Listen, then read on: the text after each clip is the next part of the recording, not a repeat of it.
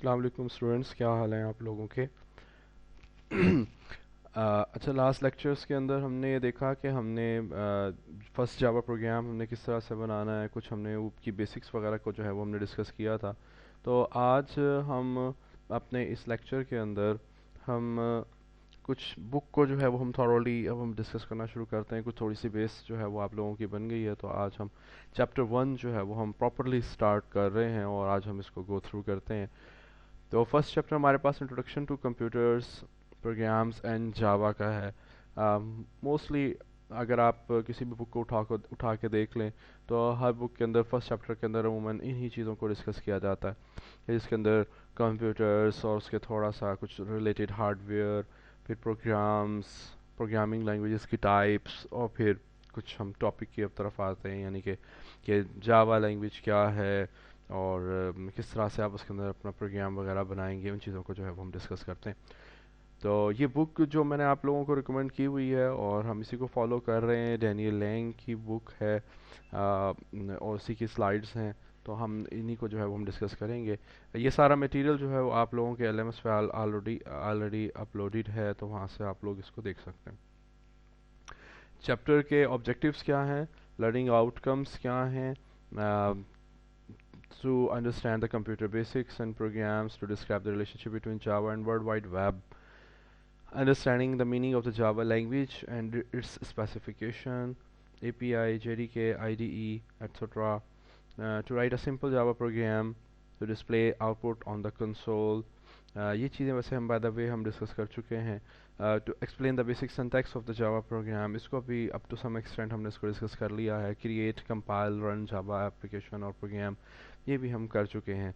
To use the sound Java programming style and document programs properly, इसको हम देखेंगे। To explain the differences between the syntax error, run time error and logical error. Most of you people will aware of these types of errors.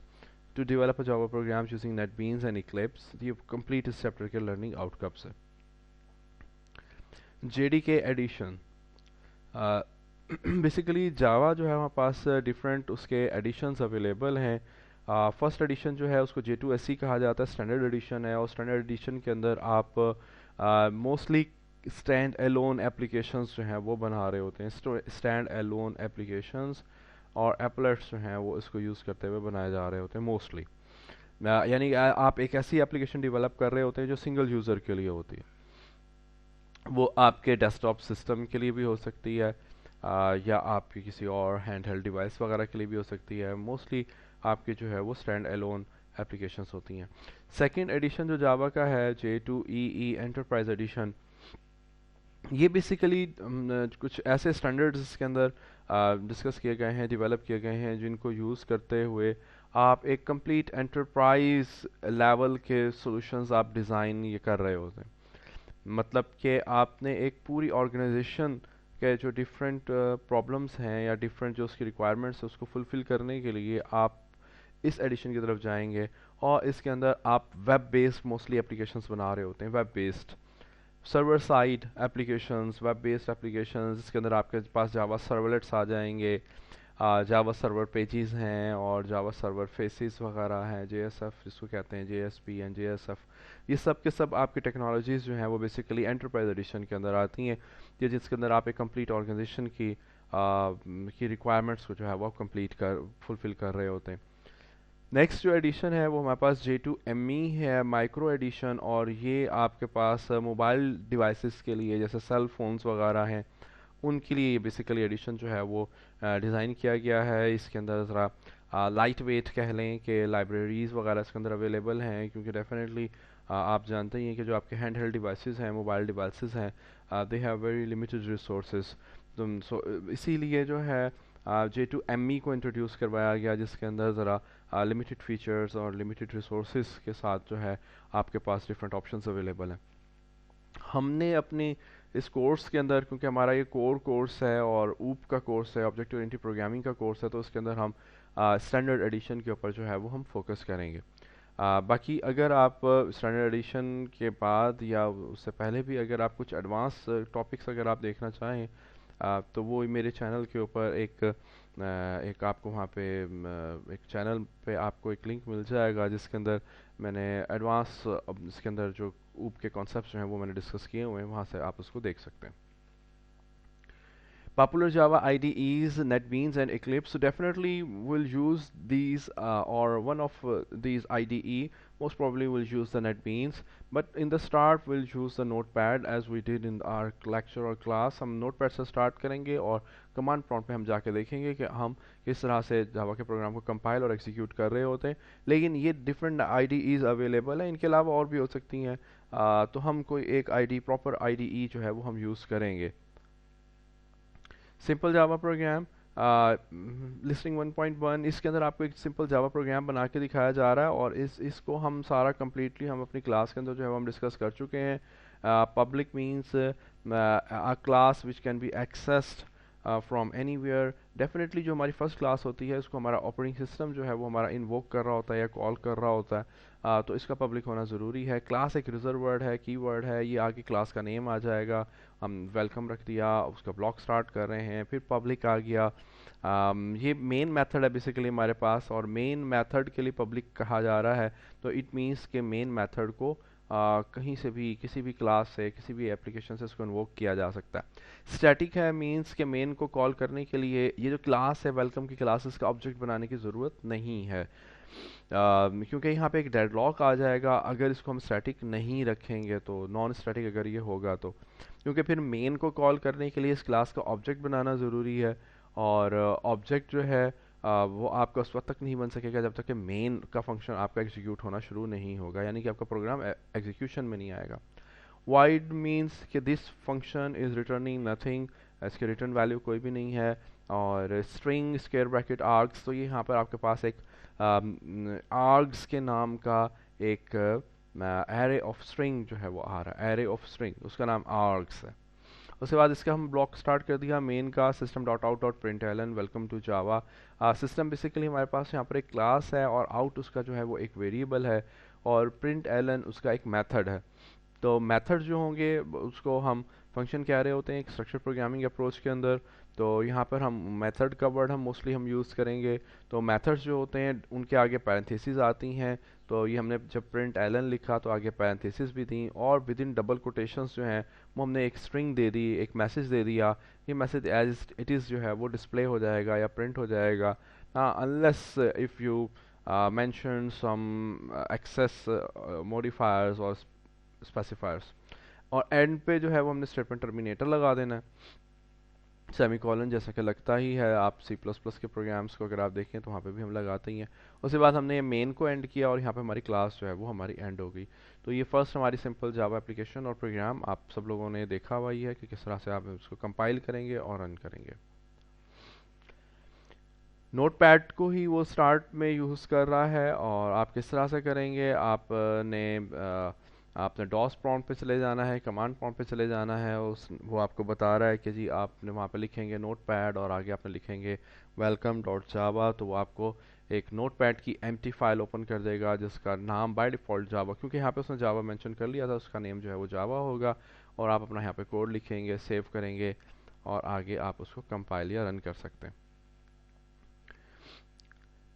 Next slide के ऊपर बड़ी important slide है जिसके अंदर हम ये देख रहे हैं कि आप जावा का जो आपने फर्स्ट प्रोग्राम बनाना है, क्रिएट, कंपाइलेशन और रन जब आप उसको करते हैं तो वो हमारा जावा का फर्स्ट प्रोग्राम किन फेजेस से होके गुजरता है.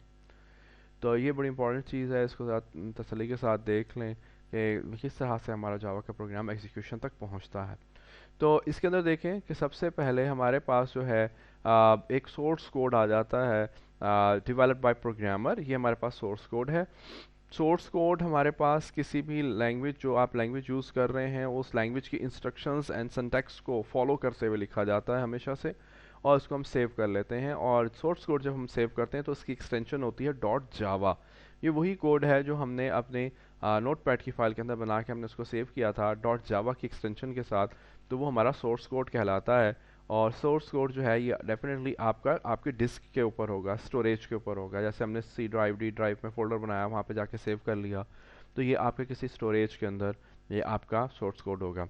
उसके बाद हम इस अपने सोर्स कोड को जो है वो कंपाइल करेंगे, और कंपाइल करने के लिए हम कमांड यूज़ करते हैं जावा सी की। जावा सी लिखेंगे और वेलकम डॉट जावा, जो आपने इसका नाम रखा था, आपकी क्लास का जो भी नाम था, आपके प्रोग्राम का जो भी नाम था, वो आप यहाँ पर देंगे।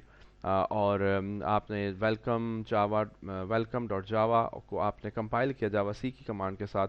जब आप इसे कंपाइल करेंगे तो आपके पास एक और फाइल बन जाती है। आप लोगों को याद होगा, आप लोग इसका एक्सपेरिमेंट भी करके देख सकते हैं कि जब आप अपने डॉट जावा वाले सोर्स फाइल को कंपाइल करते हैं तो आपके पास एक फाइल वहीं पर और बन जाती है, जिसकी की एक्सटेंशन जो है वो डॉट क्लास होती है। डॉट क्लास जो है वो बेसिकली आपके पास एक ऐसी फाइल है जिसके अंदर आपका एक एक और कोड होगा।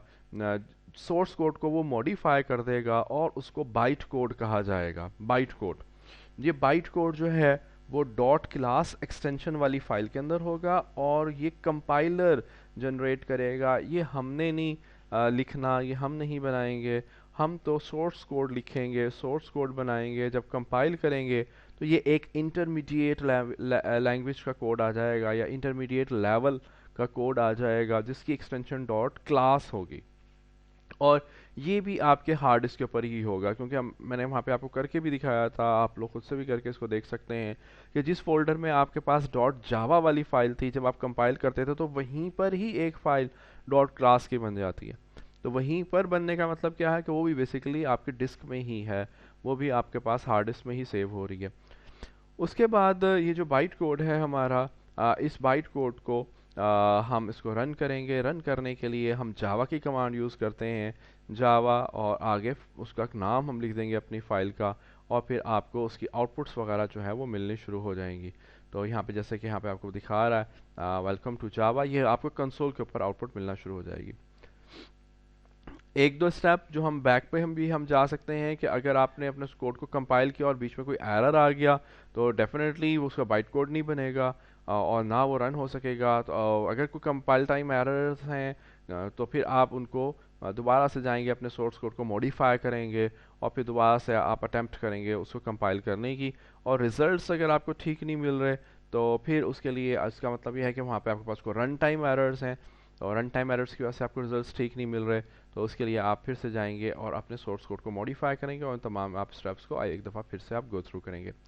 अच्छा, अब एक शायद क्वेश्चन आप लोगों के जहनों में आ रहा हो कि ये बाइट कोड क्या होता है, बाइट कोड क्यों बना, ठीक है। ऐसा क्यों नहीं हुआ कि हमने इसे कंपाइल किया और वो डायरेक्ट एग्जीक्यूशन फॉर्म में आ जाए और एग्जीक्यूटेबल फॉर्म में आ जाए। तो रीज़न ये है कि जावा आपको एक बहुत ही बड़ा फीचर प्रोवाइड करती है, और वो वो फीचर है प्लेटफॉर्म इंडिपेंडेंस का। प्लेटफॉर्म इंडिपेंडेंस, तो ये प्लेटफॉर्म इंडिपेंडेंस बेसिकली जो आती है वो इसी बाइट कोड की वजह से आती है। Byte code is basically a sort of a magic actually, और जो आपके प्रोग्राम को पोर्टेबल बनाता है across the multiple different platforms. तो बाइट कोड जो है ये आपके प्रोग्राम को, आपकी एप्लीकेशन को डिफरेंट सिस्टम्स के ऊपर एग्जीक्यूट करवा सकता है।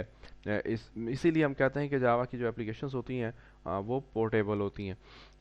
कैसे होती हैं, मैं इसका एक छोटा सा यहाँ पे आपको समझाने के लिए बात मैं आपको बता दूं। मैं यहाँ पर एक चले नोटपैड लगा लेते हैं, और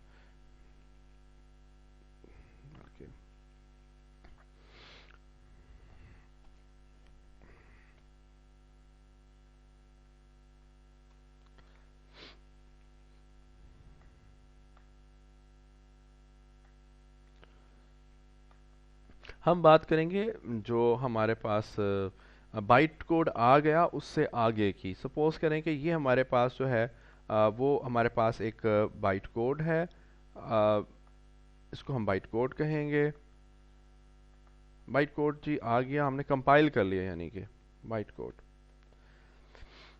अब हमारे पास डिफरेंट टाइप की मशीन्स हैं, डिफरेंट टाइप के हमारे पास कंप्यूटर सिस्टम है।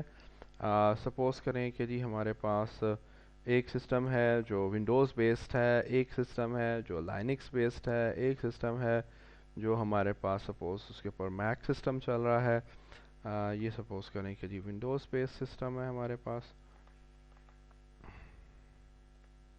Linux and Mac. ओके, ये हमारे पास डिफरेंट हमारे पास सिस्टम्स हैं, बाइट कोड एक ही है हमारे पास। अब होता क्या है कि हम अपने तमाम सिस्टम्स के ऊपर एक वर्चुअल मशीन इंस्टॉल कर लेते हैं। वर्चुअल मशीन जिसको JVM कहा जाता है। सपोज कि वो हम हर कंप्यूटर सिस्टम के ऊपर हमारे पास इंस्टॉल्ड है। ये इसका JVM है, ये इसका JVM है, और ये इसका JVM है। एक बात ध्यान में रहे कि बाइट कोड जो होता है ये एग्जीक्यूटेबल फॉर्म में नहीं होता। बाइट कोड को आप रन नहीं कर सकते, ठीक है। बाइट कोड को एग्जीक्यूटेबल फॉर्म में कन्वर्ट करना होगा। तो देखते हैं कि जी कैसे कन्वर्जन होती है। ये JVM से जावा virtual machine, JVM stands for Java virtual machine. अब बाइट कोड जो हमारे पास एक है, इस बाइट कोड को जब आप अपने विंडोज़ वाले सिस्टम के ऊपर जब आप इसको रन करेंगे, तो विंडोज़ वाला सिस्टम इस बाइट कोड को, sorry, arrow arrow arrow arrow, चलें लाइन से ड्रॉ कर लेते हैं।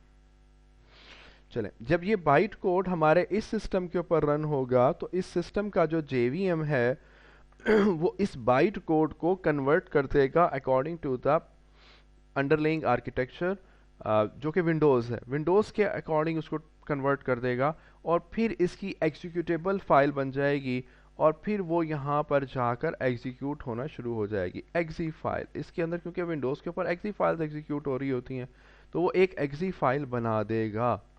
फिर इसी तरह से ये वाला बाइट कोड जब लाइनिक्स वाले सिस्टम के JVM के ऊपर रन होगा, तो इसका JVM उसको कन्वर्ट कर देगा according to the underlying architecture of Linux. और फिर इसी तरह से यही वाला बाइट कोड जब इस सिस्टम के JVM के ऊपर रन होगा, तो मैक उसको जो है वो उसके अंडरलाइंग आर्किटेक्चर के अकॉर्डिंग उसको ट्रांसलेट कर देगा, उसको कन्वर्ट कर देगा। इसलिए हम कहते हैं कि byte code is a magic. Byte code की वजह से पॉसिबल हो सका है कि आपकी जावा की एप्लीकेशन जो है वो डिफरेंट प्लेटफॉर्म्स के ऊपर, डिफरेंट आपके प्लेटफॉर्म या इन्वायरमेंट्स के ऊपर जो है वो उसकी एप्लीकेशन एग्जीक्यूट या रन हो रही है। तो इस तरह से हम जावा के एप्लीकेशंस को जो है वो हम अक्रॉस मल्टीपल प्लेटफॉर्म्स हम रन कर सकेंगे। तो ये बाइट कोड था इसका। इसी स्लाइड के अंदर भी आपको यही बात जो है एक दफ़ा फिर से बताई जा रही है कि आप किस तरह से उसका JVM बेसिकली आपको किस तरह से इनेबल करता है कि आप जावा के प्रोग्राम को आप हर जगह पे आप रन कर सकें। With Java you write the program once and compiles the source program into the special type of the object code known as a byte code. जब आप से कंपाइल करेंगे तो आपके पास बाइट कोड आ जाएगा। The byte code can then run on any computer with Java virtual machine. अब उस बाइट कोड को आप किसी भी जावा वर्चुअल मशीन के ऊपर रन कर सकते हैं। वो जावा वर्चुअल मशीन आपकी विंडोज़ पे इंस्टॉल्ड है या लाइनक्स पे है, कहीं पे भी है, it doesn't matter. Byte code को ने तो एग्जीक्यूट होना है जावा वर्चुअल मशीन के ऊपर, उसे जहाँ पे भी वर्चुअल मशीन मिल जाएगी उसने उसको वहाँ पर एग्जीक्यूट करवा देना है। तो यही आर्किटेक्चर, यही चीज़ जो है वो आपको यहाँ पे बताई जा रही है। आपके पास सोर्स फाइल है, कंपाइल किया, बाइट कोड आ गया, जिसकी की एक्सटेंशन डॉट क्लास है। यहाँ पे भी आप देख सकते हैं डॉट क्लास। उसके साथ कुछ अगर लाइब्रेरीज को अटैच करना हुआ तो वो होंगी, और फिर वो JVM के ऊपर रन होगी। तो बाइट कोड, JVM, और एट द एंड जो है कोर पोर्शन जो है वो आपके पास आपका कंप्यूटर सिस्टम है। ट्रेस प्रोग्राम एग्जीक्यूशन, तो ये मेन मेथड है, इसके ऊपर हम बात कर चुके हैं। मेरे ख्याल से दोबारा से इसको फर्दर डिस्कस करने की ऐसा ज़रूरत नहीं है। और ये आपके पास एग्जीक्यूटेबल स्टेटमेंट है। जो भी स्टेटमेंट आप रन करना चाह रहे हैं उसके लिए आप वहाँ पे कोई एक एग्जीक्यूटेबल स्टेटमेंट जो है वो आप बना देंगे। तो जैसे कि यहाँ पर एक आउटपुट स्टेटमेंट गिवन है और ये यहाँ पर आपको आउटपुट शो करा रहा है। ये कमांड प्रॉम्प्ट के ऊपर ही आउटपुट आपको मिल रही है। टू मोर सिंपल एप्लीकेशन और प्रोग्राम आप कोई भी से भी आप बना सकते हैं जिसके अंदर आप कोई प्लस माइनस कर लें आप सिंपल वेरिएबल्स लेके। तो इस तरह के काम आप बड़े इजीली कर सकते हैं। वेरिएबल्स को डिक्लेयर करने का सिंटैक्स और कॉन्सेप्ट बिल्कुल सेम वही है जो कि C++ के अंदर था। आप उसी कॉन्सेप्ट को यूज़ करते हुए आप सिंपल एडिशन सब्ट्रैक्शन के प्रोग्राम्स वगैरह को कैलकुलेशंस जो है वो आप कर सकते हैं। Anatomy of Java program, class name, सबसे पहले क्लास नेम जो है वो क्योंकि स्टार्ट ही क्लास से होगा, क्योंकि आपके पास ये जावा एक ऑब्जेक्ट ओरिएंटेड प्रोग्रामिंग लैंग्वेज है, तो क्लास से ही स्टार्ट होगा। तो हम सबसे पहले क्लास लेंगे और उसके बाद मेन मेथड आ जाएगा, स्टेटमेंट्स हैं, स्टेटमेंट टर्मिनेटर लगेंगे, रिजर्व वर्ड्स हैं, कमेंट्स हैं और ब्लॉक्स हैं। तो इसको जो है वो हम मैं नेक्स्ट वीडियो के अंदर जो है वो नेक्स्ट पार्ट के अंदर जो है वो हम इसको डिस्कस करते हैं, जो जावा की एनाटॉमी है।